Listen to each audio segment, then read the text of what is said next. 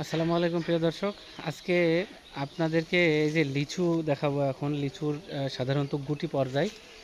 এই এই পর্যায়ে এই যে লিচু দেখছেন আপনারা, একদম সবেমাত্র ফুল থেকে কিন্তু গুটি ধারণ করেছে। এই সময়ে আসলে লিচুর জন্য করণীয় কী? দেখুন, এখন কিন্তু তাপমাত্রা আস্তে আস্তে বাড়ছে। যেমন আজকে আমাদের মেহেরপুর চুয়াডাঙ্গার তাপমাত্রা প্রায় 40। তো এই সময়ে তাপমাত্রা যেহেতু ঊর্ধ্বমুখী হচ্ছে, সেই জন্য কিন্তু আমাদের খেয়াল রাখতে হবে যে আমরা আমাদের গোড়ার মাটি, আমাদের গাছের যে গোড়ায় মাটি আছে, এই মাটিতে যেন আমাদের হালকা রস থাকে, সেই বিষয়টা কিন্তু আমাদের নিশ্চিত রাখতে হবে। সেই জন্য অন্তত 7 থেকে 10 দিন পর পর হালকা করে সেচ দিতে হবে।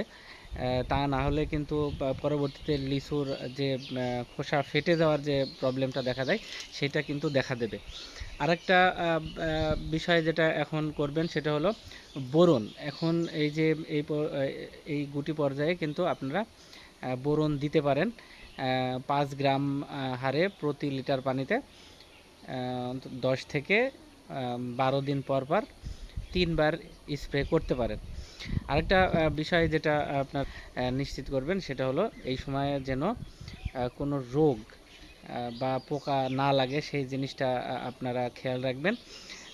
সেই জন্য এই সময়তে আপনারা ডাইমেথয়েড গ্রুপের কীটনাশক 2 মিলি হারে প্রতি লিটার পানিতে, এবং কার্বেন্ডাজিম গ্রুপের যে ছত্রাকনাশক রয়েছে সেটা 1 থেকে 1.5 মিলি, এর বেশি নয়, 1 থেকে 1.5 মিলি আলাদা আলাদা ভাবে মিশিয়ে আপনারা আপনাদের যে সমস্ত গাছের পাতা ফল আছে সেগুলো ভিজিয়ে দিবেন। এটা 7 দিন পর পর 2-3 বার স্প্রে করলে আপনাদের লিচু কিন্তু রোগ ও পোকা মুক্ত থাকবে।